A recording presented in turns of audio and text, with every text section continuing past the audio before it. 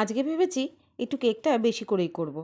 1 cup নিয়ে নিয়েছি butter milk, এই কাপের মাপেই 1/2 কাপ নিয়ে নিয়েছি বাটার, মেল্টেড বাটার, অবশ্যই রুম টেম্পারেচারে। এই কাপের 1/4 কাপ করে 2 কাপ নিয়ে নিয়েছি চিনি গুঁড়ো। এবার এটাকে ভালো করে মিক্স করতে হবে, খুব ভালো করে।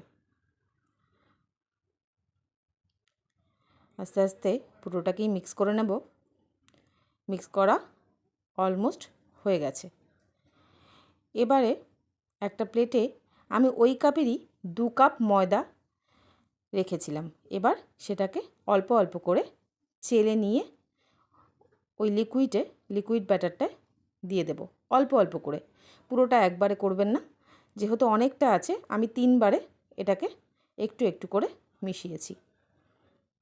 একবার পুরোটা হয়ে যাবে, তারপরে আরেকবার একই পাশ দিয়ে কিন্তু মেশাতে হবে। আবার একটু নিয়ে নেব, এবার সেটাকে চেলে আবার মিশিয়ে নেব।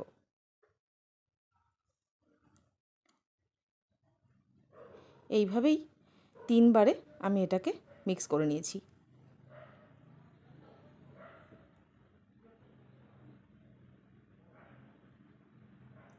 প্রয়োজনে একটু একটু করে দুধও দেব। এটা জাল করা দুধ, রুম টেম্পারেচারে আছে। এবার দিয়ে দেব 4 চামচ কোকো পাউডার।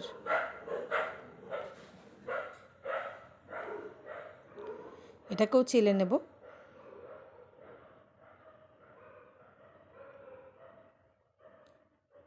চেলে নিলে কেকটা অনেকটাই বেশি ফ্লাফি হয় এবং কোনো লাম্পসও হয় না, এই কারণেই চেলে নেওয়া। আবার একটু দুধ মিশিয়ে দিয়েছি, কারণ ব্যাটারটা অনেকটাই ঘন বলে মনে হচ্ছে আমার। এইভাবে প্রয়োজন বুঝে বুঝে দুধটা কিন্তু মেশাতে হবে, একবারে অনেকটা দুধ মিশিয়ে ফেলবেন না। এবার দিয়ে দেব একটা 10 টাকার প্যাকেটের যে কফি আছে, সেই একটা পুরো প্যাকেট কফি এর মধ্যে দিয়ে দেব। কফি দিলে কেকের টেস্টটা অনেক বেটার আসে। সামান্য একটু লবণও দিয়ে দিলাম।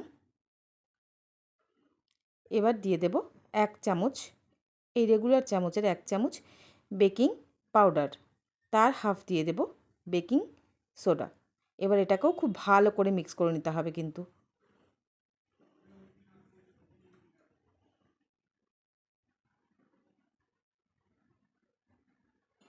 এবং এক পাশ দিয়েই মিক্সটা করছি। দেখুন ব্যাটারের থিকনেসটা এরকম আসবে, এর থেকে বেশি পাতলা বা ঘন না হওয়াই ভালো। 2টো অ্যালুমিনিয়ামের ট্রে আমি নিয়ে নিয়েছি। এটাকে সামান্য একটু গ্রিস করে নিয়েছি, না করলেও হয়, তবুও আমি একটু করে নিয়েছি। এবার 2 ভাগে ভাগ করে আমি এর মধ্যে ব্যাটারটা কিন্তু দিয়ে দিচ্ছি। একটু ট্যাপ করে নেব, যেন ভেতরে কোনো এয়ার বাবল থাকলে সেটা বেরিয়ে যায়। ওপরে একটু ড্রাই ফ্রুটস দিয়ে নেব, কুচি করা ড্রাই ফ্রুটস। আপনারা চাইলে নাও দিতে পারেন, কোনো অসুবিধা নেই। এবার দেখুন একটা কড়া আমি বসিয়েছি প্রিহিট করতে 10 মিনিট ধরে, নিচে একটা থালা দিয়ে দিয়েছি।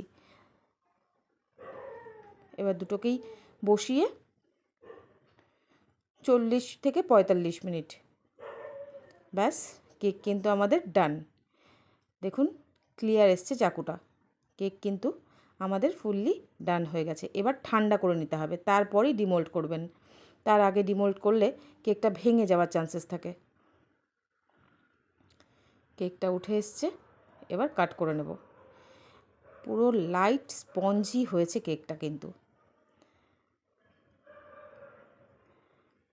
ব্যাস রেডি, ইয়াম্মি হয়েছিল একদম।